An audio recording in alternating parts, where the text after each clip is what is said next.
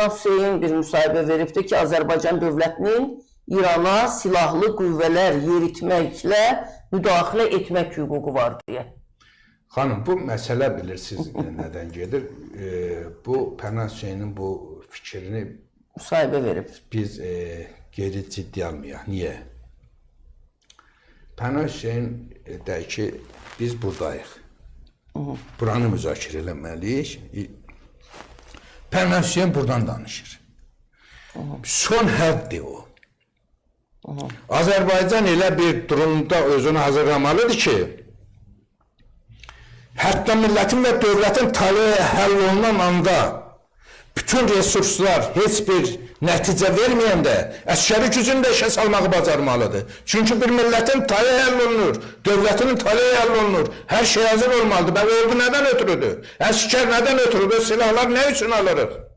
Dövlətimizi və millətimizi qorumaq üçün almırıq. Biz tək Azərbaycan Cumhuriyyəti adında bir dövlətin resursları və gücü deyil ki, Azərbaycan Cumhurbaşqanı Sayın Əliyev deyir ki, Azərbaycan Cumhuriyyəti 50 milyonluq dünya Azərbaycanlıların dövlətidir. Elədirsə onun 30-40 milyonu o anlayışla orada yaşayır. Və onların da başına o dələnir, öldürülür. Buna da əskər nəyə lazımdır? Pənah Hüseyin də onu demək istəyir. Hətta düzündür də, yəni deyir ki, hadisələr... Pənah Hüseyinlə də ağıllı fikirlər, işlərdə adamın xoşuna gəlir. Amma zamanını da demək lazım. Ona qədər kitab və dəftərin əvvəlki səhifələrini oxumaq lazımdır. Sonuncu səhifədən danışıb, insanlarda fərqli fikirlər yaratmağı lazım deyil. Və burada Etibar Məmmədovdan da bir açıqlama var. O da bildirib ki, İran mövzusunda danışarkən sərhədləri İrandakı Azərbaycanlıların üzünə bağlamayacağıq. Və həqiqətən də bu gün Azərbaycanda bir nömrəli prosesdir. Orada nə baş verir? Trampın sağı solu bəlli olmasa, bax gördün İranın başına o dələdi. Qreyin deyir, Xamneyini öldürün, deyir, orada sərt tədbirlər görün. O da Respublikaçı senatordur. Trampın açıqlamaları ortalıqda. Bu həftə həll edici həftə ola bilər İranla bağlı. Həqiqətən də deyir, şəhərdə məsələn xeyir gəlməz. Hadisələr baş verəcəyi təqdirdə Azərbaycana axın olarsa, ne düşünürsünüz? Neydi? Məmmədovun bu açıqlamasını mən təslimçilik açıqlaması kimi dəyərləndirirəm. Niyə təslimçilik? Çünki biz İranda məğlub olunmuş variant hesablanmış açıqlamadır. İranda məğlub oluruq, xalq da qaçır, Türkiyə, hər yerə, millət. Başa o Türklərdə xalq qaçacaq da. Ona qədər bizim o qədər imkanlarımız var ki, biz niyə insanlarımız qaçmalıdır buraya, ondan danışmalıyıq. Bizim insanlarımızın hamısının evi var, eşiği var, özdə hər yerdə türklər çoxunluqdadır. Millət niyə qaçmalıdır ki? Biz ondan danışmalıyıq ki, türklər hakimiyyəti necə ələ keçirməlidir? Trump bomba yağdıranda necə hakimiyyət ələ almalıyıq? Yağdırmayanla necə almalıyıq? Xamneyi əjdahıya çevriləndə, millətin başını yenidən kəsəndə biz Xamneyiyə qarşı necə mücadilə aparıb hakimiyyəti necə ələ keçirməliyik? Biz daha çox bundan danışmalıyıq. Biz İnsanlarımızın qaçışından nə danışmalıyıq? Hakimiyyəti necə alacaq? Ondan danışmalıyıq.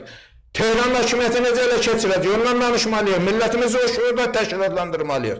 Təbriz, Tehran, ayrı-ayrı türk bölgələri necə hərəkət edəcək? Ondan danışmalıyıq. Millətimizi ona kökləməliyik. Mövzu budur. Ona görə bugün yox, bir qaçacaq. Hara qaçırıq? Yox, buradan da qaçacaq Moskvaya. Sonra nə olacaq? Dalımıza düşəcəklər, bizi qaça-qaça yerə gedəcəyik. Bu nə danışıqdır? Yığışdırın bu oyunları, bir ələ çıxır, ağlaşır. İran, Azərbaycanın azadlığını istəməyənlər var. Mən ölürüm, özümü öldürərəm. Ayıbda sən kimsənə get Tehranda mollalığını elə. Əyətullah olub gələcəkdin 20-ci ildə. İndi də ötürüm, artistlik edirsən ölkədə. Kimə deyirsin? Kimə deyirsən, mən Mehmet Pənahlıya uşağa deyirəm. Ne deyirsin? Danışıq nə fikir versinlər. 88-ci ildə qalıb 2026-cı ildə Tehranda qoçu olmaq obrazına girişməsinlər. Millətin taleyi ilə bağlı doğru və düzgün açıqlama versinlər. Azərbaycan deyib millətin hissiyatından oynamasınlar. Millətin taleyi həll olunur. Millətin taleyi həll olunan yerdə ciddi fikirləşmək lazım. Millət deyəndə 20 milyonluq balaca Azərbaycanın 10 milyonu Azərbaycan Cumhuriyyətinə söhbət etmir. Güney Türkistandan, Türkistan daxil, Türkiyə daxil, Azərbaycan Cumhuriyyəti daxil, Avropa türkləri, Balkanlar daxil 250 milyonlu Türk'ün taleyindən söhbət gedir, mövqeyindən söhbət gedir. Yəqin Mehmet Əli yəni lider olmaq istəyir də. Onu nə zaman lider olur? Olub da niyə xanım oturdur, hərəkatının da deyil. Otururdular da. Oturdur, hərəkatının lideridir, hərəkatının da yox. Hərəkatının lideri o, kimdir axı? Yəni, Qalaq o lider olub xanım.